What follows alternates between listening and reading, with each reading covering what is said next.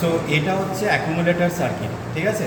তো অ্যাকুমুলেটর সার্কিটে কী কী রয়েছে, ফার্স্টে বলি অ্যাকুমুলেটর জিনিসটা কী হয়।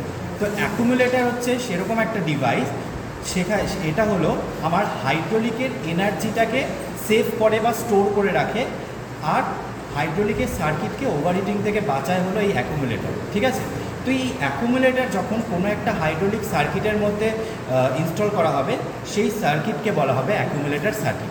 তো এই সার্কিটটা, অ্যাকুমুলেটর সার্কিটটা কীভাবে ওয়ার্ক করছে, তো প্রথমে এখানে রয়েছে আমার একটা রিজার্ভার, তারপরে রয়েছে হাইড্রোলিক পাম্প উইথ মোটর, তারপরে কি রয়েছে আমার প্রেশার কন্ট্রোল ভাল্ভ। এই প্রেশার কন্ট্রোল ভাল্ভটা কী করছে, যে আমার এক্সেস যদি প্রেশার সার্কিটের মধ্যে কোনো কারণে চলে যায়, তাহলে সেই এক্সেস প্রেশারটা আমার বেরিয়ে যাবে, বেরিয়ে গিয়ে আবার রিজার্ভারে জমা হয়ে যাবে। এরপরে কি রয়েছে, এরপরে রয়েছে আমার একটা অ্যাকুমুলেটর। আমি অলরেডি বলে দিলাম যে অ্যাকুমুলেটর জিনিসটা কি।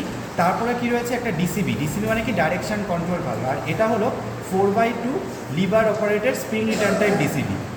আর এরপরে রয়েছে একটা ডবল অ্যাক্টিং সিলিন্ডার, এবং এই সার্কিটটার মধ্যে কি হচ্ছে, একটা পাঞ্চিং মেশিন একটা শিট মেটালকে পাঞ্চ করছে। তো এখানে এবার কি করছে, আমার হাইড্রোলিক পাম্প আমার অয়েলটাকে সাক করছে, সাক করে প্রথমে কোথায় নিয়ে যাচ্ছে, প্রথমে আমার যাচ্ছে হলো ডিসিবিতে। তার আগে কী করছে, যে আমার এক্সেস যদি কোনো হাইড্রোলিক প্রেশার থেকে থাকে, সেই প্রেশারটা, এক্সেস প্রেশারটা আমার জমা হয়ে যাচ্ছে অ্যাকুমুলেটারে, স্টোর হয়ে থাকছে, এবং পরবর্তীকালে যদি আমার ওই কোনো কারণে আমার দরকার পড়ে, ওই স্টোরড এনার্জিটা আমার সার্কিটের মধ্যে দেবে এই অ্যাকুমুলেটার।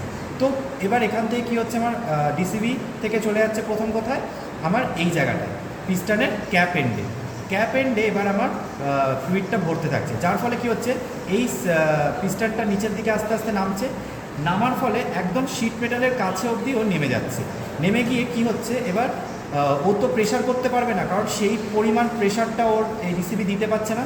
তখন কি হবে, এই প্রেশার দেওয়ার জন্য আমার অ্যাকুমুলেটর থেকে এনার্জি চাইবে, এবং অ্যাকুমুলেটর কি এক্সেস এনার্জিটা আমার এইখানে দিতে থাকবে, এবং যতটা প্রেশার দরকার সেই প্রেশারে শিট মেটালটাকে পাঞ্চ করবে।